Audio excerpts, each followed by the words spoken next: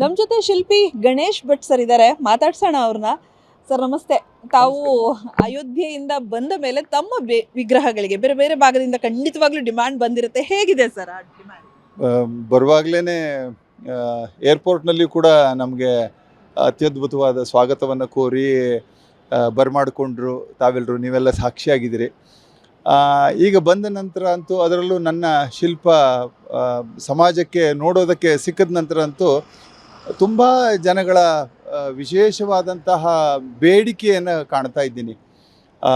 ಬೇರೆ ಬೇರೆ ರಾಜ್ಯಗಳಿಂದ ಕೂಡ ಫೋನ್ ಮಾಡಿ, ಗಣೇಶ್ ಭಟ್ರೆ ಬಹಳ ಅದ್ಭುತವಾದ ಕೆಲಸ ಮಾಡಿದ್ದೀರಿ, ಬಹಳ ಚೆನ್ನಾಗಿ ಮಾಡಿದ್ದೀರಿ, ಶಾಸ್ತ್ರೀಯವಾಗಿ ಮಾಡಿದ್ದೀರಿ, ನಾವು ಇದನ್ನು ನೋಡಿ ಪ್ರೇರಿತರಾಗಿದ್ದೀವಿ, ನಮಗೂ ಈ ತರಹದ ಶಿಲ್ಪಗಳು ಬೇಕು, ಇದೇ ರೀತಿಯ ಶಿಲ್ಪಗಳನ್ನು ನೀವು ನಮಗೆ ಮಾಡಿಕೊಡ್ಬಹುದಾ, ಹೇಗೆ ಮಾಡ್ಬೋದು, ಎಷ್ಟು ಗಾತ್ರದಲ್ಲಿ ಮಾಡಿದ್ರೆ ಆ ಶುದ್ಧತೆಯನ್ನು ಪರಿಪೂರ್ಣತೆಯನ್ನು ಕಾಪಾಡಿಕೊಳ್ಳೋದಕ್ಕೆ ಸಹಾಯ ಆಗುತ್ತೆ ಇತ್ಯಾದಿ ಎಲ್ಲ ಡಿಮ್ಯಾಂಡ್ಗಳನ್ನು ತುಂಬ ನಾನು ಟೆಲಿಫೋನ್ಗಳಲ್ಲಿ ಕೇಳ್ತಾ ಇದ್ದೀನಿ. ಅನೇಕ ಜನಗಳು ಕೂಡ ಇದ್ರ ಬಗ್ಗೆ ಉತ್ಸುಕರಾಗಿದ್ದಾರೆ ಅನ್ನೋದು. ಆ ಸಂಯೋಜನೆ ಒಂದು ವಿಶೇಷವಾದ ಸ್ಥಾನಮಾನವನ್ನು ಪಡಿತಾ ಇದೆ.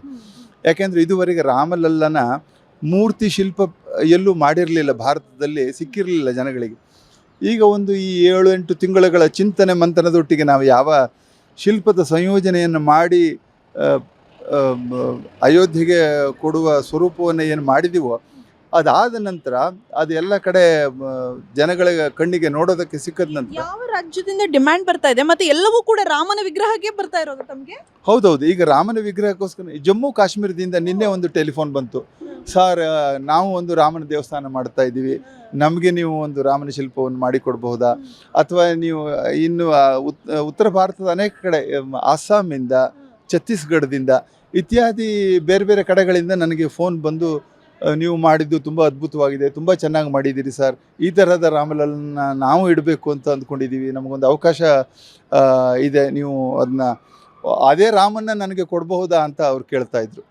ಅದೇ ರಾಮನ್ನೇ ನನಗೆ ಕೊಡ್ಬೋದಾ? ನಾನು ಹೇಳಿದೆ, ಇದು ಟ್ರಸ್ಟಿಗಳಿಗೆ ಬಿಟ್ಟು ಈಗ ನೀವು ಅಯೋಧ್ಯೆಯಲ್ಲಿ ಯಾವ ರಾಮನನ್ನ ಕೆತ್ತಿದ್ರೆ ಆ ರಾಮಲಲ್ಲ ಮೂರ್ತಿಯನ್ನೇ ಕೇಳ್ತಾ ಆ ರಾಮಲಲ್ಲ ಮೂರ್ತಿಯನ್ನೇ ನಮಗೂ ಕೊಡಿ, ನಾವು ತಗೊಳ್ತೀವಿ, ನಮಗೆ ಬೇಕು ಅನ್ನುವಂತಹ ಡಿಮಾಂಡ್ಗಳನ್ನು ನಾನು ನೋಡ್ತಾ ಇದ್ದೆ. ನಾನು ಹೇಳಿದೆ, ಅಯೋಧ್ಯೆಗೆ ಅಂತ ನಾನು ಮಾಡಿದ ರಾಮಲಲ್ಲ ಸಂಸ್ಕಾರಯುತವಾಗಿ ಆದಂತಹದ್ದು, ಕಂಕಣ ಕಟ್ಟಿಕೊಂಡು ಪೂಜೆಯ ಮೂಲಕ ಅಖಂಡ ನಂದಾದೀಪ ಉರಿದು ವೇದ ಮಂತ್ರಗಳಿಂದ ಪೂಜಿಸಲ್ಪಟ್ಟಂತಹ ರಾಮಲಲ್ಲ ಅದು. ಅದನ್ನು ಅವರು ಟ್ರಸ್ಟಿಗಳು ತಮಗೆ ಬೇಕು ಅಂತ ಮಾಡಿಸ್ಕೊಂಡಿರುವಂತಹದ್ದು. ಆ ವಿಗ್ರಹದ ಮೇಲೆ ನನ್ನ ಯಾವ ಸ್ವಾತಂತ್ರ್ಯವೂ ಇಲ್ಲ. ನೀವು ಅದಕ್ಕೆ ಸಂಬಂಧಪಟ್ಟಂಥ ವಿವರಗಳನ್ನು ತಗೋಬೇಕು ಅಂತಿದ್ರೆ ಟ್ರಸ್ಟ್ನವರಿಗೆ ಸಂಪರ್ಕ ಮಾಡಿ ಅಷ್ಟೇ ಹೊರತಾಗಿ ಆ ಶಿಲ್ಪದ ಸ್ವಾತಂತ್ರ್ಯತೆ ನನ್ನದಲ್ಲ. ಟ್ರಸ್ಟಿಗಳು ಒಪ್ಪಿ ಅದು ಮುಂದಿನ ಭವಿಷ್ಯ ಅದು. ಆದರೆ ನಾನು ಇಷ್ಟಪಡೋದೇನು ಅಂತಂದರೆ, ನನ್ನ ರಾಮಲಲ್ಲ ಅಯೋಧ್ಯೆಗೋಸ್ಕರ ಮಾಡಿದ್ದು, ಅಯೋಧ್ಯೆಯಲ್ಲಿಯೇ ಅದು ಪೂಜೆಗೊಂಡು ಲೋಕ ಕಲ್ಯಾಣವನ್ನು ಮಾಡ್ತಾ ಹೋಗಲಿ ಅನ್ನುವಂಥದ್ದು ಒಂದು ನನ್ನ ನಂಬಿಕೆಯಾಗಿತ್ತು. ಇನ್ನು ಟ್ರಸ್ಟ್ನವ್ರ ತೀರ್ಮಾನವನ್ನು ನಾವು ಯಾರು ಏನು ಹೇಳೋದಕ್ಕೆ ಸಾಧ್ಯ ಆಗೋಲ್ಲ. ಯಾಕಂದ್ರೆ ಒಂದು ಮಾತು ಹೇಳ್ತಾ ಇದ್ರಿ, ನಾನು ಧಾರ್ಮಿಕವಾಗಿ ಅದನ್ನ ಮಾಡಿರುವಂಥದ್ದು, ಸಾಕಷ್ಟು ನಿಷ್ಠೆಗಳಿರುತ್ತವೆ, ಅದನ್ನ ಆಲಯದ ಒಳಗಡೆ ಅಂದ್ರೆ ಗರ್ಭಗುಡಿ ಒಳಗಡೆನೆ ಇಡಬೇಕು ಅನ್ನುವಂಥದ್ದು ತಮ್ಮ ಆಸೆಯ, ಏನು ಹೇಳ್ತೀರಾ ಸರ್? ಹೌದು. ಯಾಕೆಂದರೆ ಇದು ಸಂಸ್ಕಾರಯುತವಾಗಿ ಬಂದಂತಹ ರಾಮಲಲ್ಲನ ಶಿಲ್ಪವಾದ್ದರಿಂದ ಇದಕ್ಕೆ ಎಲ್ಲ ಒಂದು ವಿಧಿವಿಧಾನಗಳ ಮೂಲಕ ಧಾರ್ಮಿಕ ವಿಧಿವಿಧಾನಗಳನ್ನು ಒಳಗೊಂಡು ಬಂದದ್ರಿಂದ, ಇದು ಆಲಯಗಳಿಗೆ ಅಂತ ನಾವು ಸಂಕಲ್ಪ ಮಾಡಿಕೊಂಡು ಮಾಡಿದ್ದಾದ್ರಿಂದ ನಿರಂತರವಾದ ಅದು ಪೂಜೆಯನ್ನು ಪಡೆದು ಲೋಕ ಕಲ್ಯಾಣವನ್ನು ಮಾಡೋದಕ್ಕೆ ಅದಕ್ಕೆ ಈಗಾಗಲೇ ಒಂದು ಜಾಗ್ರತೆ ಬಂದಿದ್ದಿರುತ್ತೆ. ಯಾಕೆಂದರೆ ಅರ್ಚಕಸ್ಯ ಪ್ರಭಾವೇಣ ಶಿಲಾಭವತಿ ಶಂಕರ ಅಂತ ಏನು ಹೇಳ್ತೀವಿ, ಅದರ ಆರಾಧನೆಯಿಂದ ಅದರೊಳಗಡೆ ತಾನಾದ ಶಕ್ತಿಯನ್ನು ಹೊಂದಿದ್ದರಿಂದ ಅದು ಒಂದು ಆ ಆಲಯದ ಪ್ರಕಾರದಲ್ಲಿಯೇ ಅದು ಇರಬೇಕು. ಇಲ್ಲ ಅಂದರೆ ಬೇರೆ ಯಾವುದಾದ್ರೂ ಆಲಯಗಳಲ್ಲಿ ಅದು ಇರಬೇಕಾಗಿದ್ದು ಹೆಚ್ಚು ಸೂಕ್ತ ಅನ್ನುವಂಥದ್ದು ನನ್ನ ವೈಯಕ್ತಿಕ ನಂಬಿಕೆ. ಅದು ತನ್ನ ಸ್ಥಾನಮಾನವನ್ನು ತಾನೇ ಸ್ವತಂತ್ರವಾಗಿ ಪಡ್ಕೊಳ್ಳುವಷ್ಟು ಶಕ್ತಿ ಅದು ಹೊಂದಿದೆ ಅನ್ನುವಂಥದ್ದು ನನ್ನ ನಂಬಿಕೆ. ಹಾಗಾಗಿ ಅದು ಯಾವುದಾದ್ರೂ ಒಂದು ವಿಶೇಷವಾದ ಜಾಗದಲ್ಲಿ ಗೌರವಾನ್ವಿತವಾಗಿ ಪೂಜೆಯನ್ನು ಪಡೀಲಿ ಅನ್ನುವಂಥದ್ದು ನನ್ನ ಭಾವನೆ. ಒಂದಿಷ್ಟು ಜನಪ್ರತಿನಿಧಿಗಳು, ಈಗ ರಾಮದೇವರ ಬೆಟ್ಟ ಇದೆ, ಅಲ್ಲೂ ಕೂಡ ಗಣೇಶ್ ಭಟ್ರ ವಿಗ್ರಹ ಅಂತೂ ನಮಗೆ ಸಿಕ್ಕಿದ್ರೆ ಅಲ್ಲಿ ಪ್ರತಿಷ್ಠಾಪನೆಗೆ ನಾವು ರೆಡಿ ಇದ್ದೀವಿ ಅನ್ನುವಂಥ ಮಾತು, ಜೊತೆಗೆ ಆ ಜಮೀನು ಕಲ್ಲು ಸಿಕ್ಕಂತಹ, ಕೃಷ್ಣಶಿಲೆ ಸಿಕ್ಕಂತಹ ಜಮೀನು. ಸೊ ಈ ಬಗ್ಗೆ ಏನಾದರೂ ಜನಪ್ರತಿನಿಧಿಗಳು ಕರ್ನಾಟಕದಲ್ಲಿ ಪ್ರತಿಷ್ಠಾಪನೆಯ ಬಗ್ಗೆ ತಮ್ಗೇನಾದರೂ ಮಾತಾಡಿದ್ರೆ ಏನು ಹೇಳ್ತಾರೆ? ಇಲ್ಲ, ಕರ್ನಾಟಕದಿಂದ ನನಗೆ ಅದ್ರ ಬಗ್ಗೆ ಆಸಕ್ತಿಯನ್ನು ತೋರಿಸಿದಂತಹದ್ದು ಇದು ಕರ್ನಾಟಕದಲ್ಲಿ ಬಂದರೆ ಸಂತೋಷ ಇದೆ ನಮಗೆ ಅನ್ನುವಂಥ ಮಾತುಗಳನ್ನು, ಅದಕ್ಕೋಸ್ಕರ ನಾವೇನು ಬೇಕಾದರೂ ನಾವು ಮಾಡೋಣ ಅನ್ನುವಂಥ ಒಂದು ಆಶ್ವಾಸನೆ ಮಾತುಗಳನ್ನು ನನಗೆ ಮತ್ತೆ ಪುನಃ ಒಂದು ಶಕ್ತಿಯನ್ನು ಒದಗಿಸಿಕೊಡ್ತು. ಆದರೆ ಅದರ ಸಂಪೂರ್ಣ ಸ್ವಾತಂತ್ರ್ಯ ನನ್ನ ಕೈನಲ್ಲಿ ಸದ್ಯಕ್ಕೆ ಇಲ್ಲದೇ ಇರೋದರಿಂದ,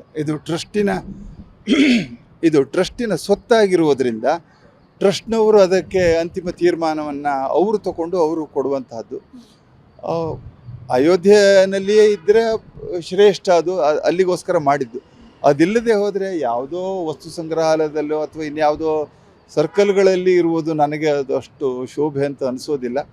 ಯಾವುದಾದ್ರೂ ಆಲಯಗಳಲ್ಲಿ, ದೇಶದ ಪ್ರತಿಷ್ಠಿತ ಆಲಯಗಳಲ್ಲಿ ಇಲ್ಲದೆ ಹೋದರೆ, ಕರ್ನಾಟಕಕ್ಕೇ ಅದು ಬಂದರೆ ಕರ್ನಾಟಕದ ಜನತೆಗೆ ಅದ್ರ ಮೇಲಿದ್ದ ಶ್ರದ್ಧೆ ಭಕ್ತಿ ಒಂದಕ್ಕೆ ದುಪ್ಪಟ್ಟೆ ಆಗುತ್ತೆ ಅನ್ನುವಂಥದ್ದು ನನಗೂ ಸಂಭ್ರಮ ಇದ್ದಿರುತ್ತೆ. ಒಂದು ಅಯೋಧ್ಯೆಯಲ್ಲಿರಲಿ, ಇಲ್ಲದೆ ಹೋದರೆ ಅದು ಕರ್ನಾಟಕಕ್ಕೆ ಬರಲಿ. ಯಾಕೆಂದರೆ ರಾಮ ಹನುಮರ ಸಂಬಂಧ ಹಾಗಿದೆ. ಹೇಗೆ ಹನುಮನ ಹೃದಯದಲ್ಲಿ ರಾಮ ನೆಲೆಸಿದಾನೋ ಹಾಗೆ ಕರ್ನಾಟಕದ ಹೃದಯದಲ್ಲಿ ಅಯೋಧ್ಯೆ ರಾಮ ನೆಲೆಸಲಿ, ಹೀಗಾಗಲಿ ಅನ್ನುವಂಥದ್ದು ನನ್ನ ಒಂದು ಪರಿಕಲ್ಪನೆ. ಇದು ದೇವರಿಗೆ ಬಿಟ್ಟಿದ್ದು, ಮುಂದಿನ ಆಗು ಹೋಗೋದು. ತಾವು ನೇರವಾಗಿ ತೀರ್ಥಭೂಮಿ ಟ್ರಸ್ಟ್ ಅವರಿಗೆ ಏನು ಮಾತಾಡಿಲ್ಲ? ನಾನು ಟ್ರಸ್ಟಿಗೆ ಏನು ಹೇಳುವ ಒಂದು ಅಧಿಕಾರದಲ್ಲಿ ಇಲ್ಲ. ಯಾಕೆಂದರೆ ಅದನ್ನು ಮಾಡಿ ಅವರಿಗೆ ವಹಿಸಿ ಕೊಟ್ಟು ಬಿಟ್ಟಿದ್ದೀನಿ. ಇದು ಅವರ ಸ್ವತ್ತಾಗಿದೆ. ಈಗ ನಾನು ಬಯಸಬಹುದು, ಆಗೋದು ಹೋಗೋದು ದೈವಿಚ್ಛೆ ಅಮ್ಮ. ಇದು ಗಣೇಶ್ ಭಟ್ ಅವರ ಮಾತು. ಕ್ಯಾಮ್ರಾ ಪರ್ಸನ್ ಯಶವಂತ್ ಜೊತೆ ಪವಿತ್ರ ಕಡ್ತಲ, ಪಬ್ಲಿಕ್ ಟಿವಿ, ಬೆಂಗಳೂರು.